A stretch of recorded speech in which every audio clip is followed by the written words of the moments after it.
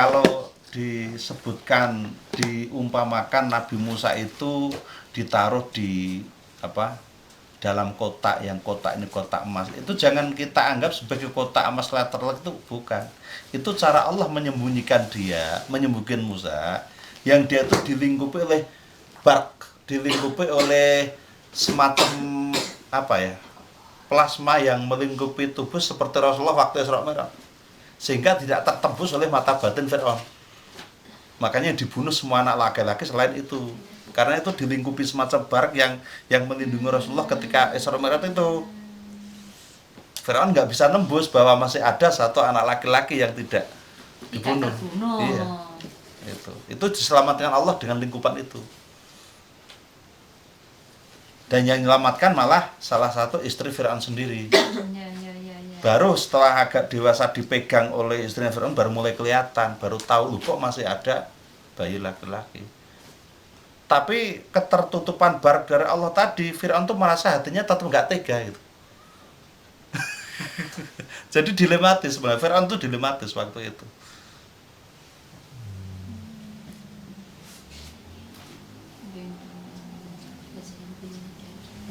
Ya tinggal satu-satunya kok itu yang yang makanya umat Nabi Musa itu kan tua-tua semua kan. Umatnya Nabi Musa itu tua-tua, yang muda itu kan setelah Nabi Musa sekian puluh tahun baru mulai lahir Yusak bin Nun kan. Murid yang teranu kan Yusak bin Nun. Karena dulu dibunuh semua oleh Fir'aun. Iya, itu. Lah Yusak bin Nun ini diselamatkan Allah untuk menyelamatkan jasad Nabi Musa dari padang Tih untuk bisa dibawa ke Hebron, Yerusalem. Kan dia dimakamkan di sana, di Bukit Moria. Itu. Tapi tadinya kan dimakamkan di yang disebut padang Tih itu, yang Gunung Sinai kan. Yang sekarang itu apa istilahnya? Ya umrohan itu kan di situ. Itu kan tiru-tiru Islam aja itu. Lagi umrohane dhek kan nggih cerita dhewe to itu. Sekarang itu kan Kristen itu juga punya Jumat Agung itu. Jumat Agung itu seperti Haji Akbar. Itu. Lah, yang sekarang itu yang jadi persoalan di wong Kristen ki saiki menghormati hari Jumat. Sing kok wong Islam dhewe kok malah enggak gitu. Ya. Contohnya apa? Hari libur masih hari Minggu. Tidak hari Jumat. Padahal Minggu itu kan dari bahasa Portugis, Domingos. Apa itu Domingos? Hari libur karena ini hari adalah untuk menyembah dewa matahari. Jadi Belanda itu memasukkan kata hari ke Indonesia itu yang bisa masuk cuman Minggu itu. Yang tadinya Ahad menjadi Minggu. Jadi Domingos itu hari menyembah dewa matahari. Itu Belanda itu ya? Iya, dan itu musyrik. Kalau sebenarnya kalau kita libur kok hari Minggu itu berarti kita ikut menghormati praktek kemusyrikan yang dilaksanakan oleh orang-orang Portugis Eropa waktu itu. Harusnya liburnya itu Jumat. Makanya sekolah-sekolah Islam itu kan banyak yang tetap libur hari Jumat, Ahad nggak libur kan gitu. Lah orang Kristen sekolah aliyah yang libur Minggu. Melu negara, Pak. Melu negara. Melu negara. Iya, melu pemerintah. Lah pemerintah itu kan mulai Minggu itu mulai itu. Oh gitu. Iya kan. Sebelum Yusuf jadi Menteri PDK kan dulu kebanyakan liburnya kan Jumat. Sekolah Islam. Kemudian ya. Kalau Ramadan dulu kan liburnya 1 bulan penuh. Okay. Tahun ajaran baru yang sekolah-sekolah agama itu tetap Syawal, bukan Juli. Mulai masuk semua. Kebijakan pendidikan mulai berubah. Buku teks sejarah mulai berubah. Yang ditunjuk menjadi ketua tim penulis sejarah, akhirnya peran umat Islam di situ hilang semua kan di buku sejarah yang Islam apa? Dia itu asalnya.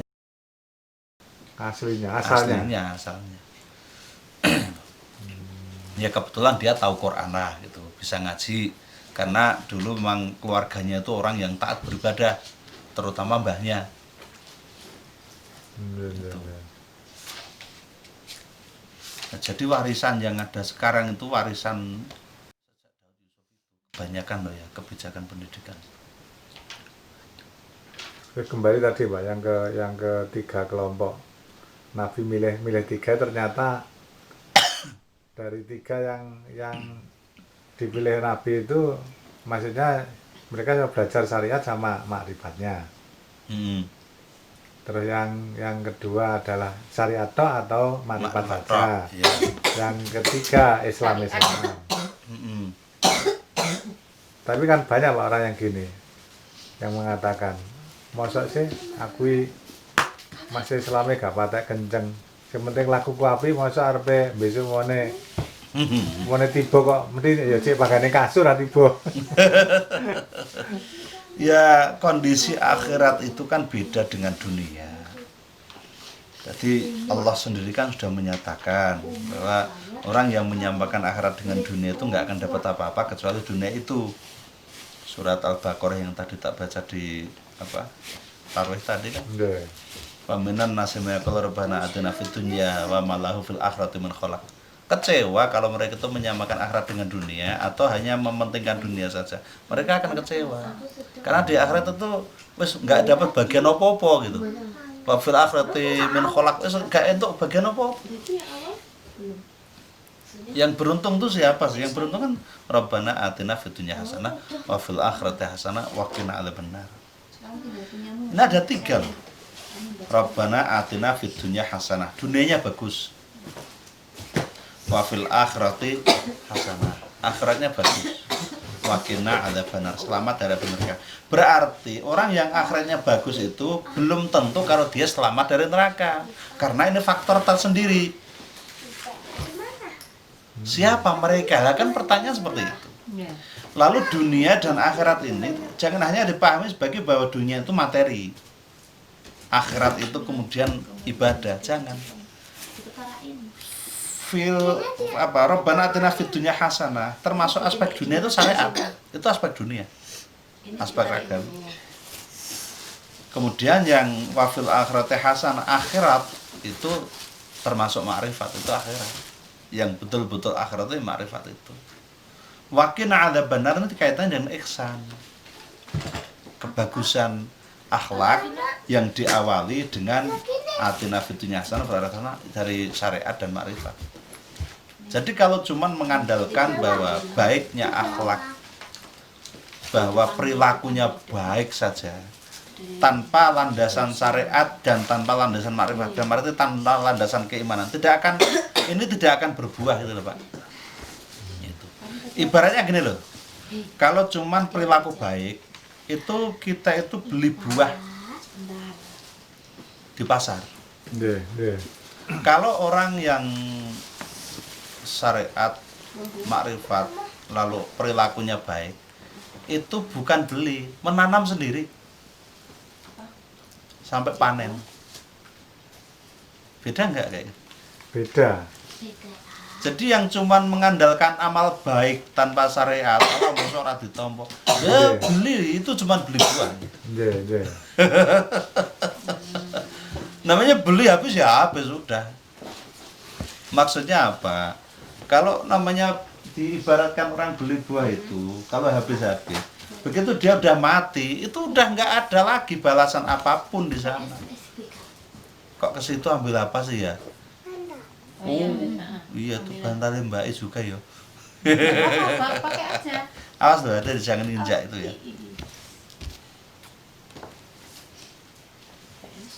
Beda kalau kita nanam sendiri sejak awal, pelihara sendiri, pas panen seneng, habis panen ada harapan nanti panen lagi.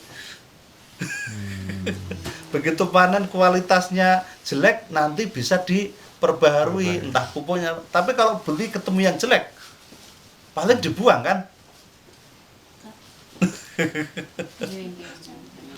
Jadi nilai probabilitasnya sangat-sangat kecil itu kalau mengandalkan amal baik saja. Maka yu'minuna, jadi alladzina amanu wa amilus sholihat, iman dan amal soleh ini nggak bisa dipisahkan.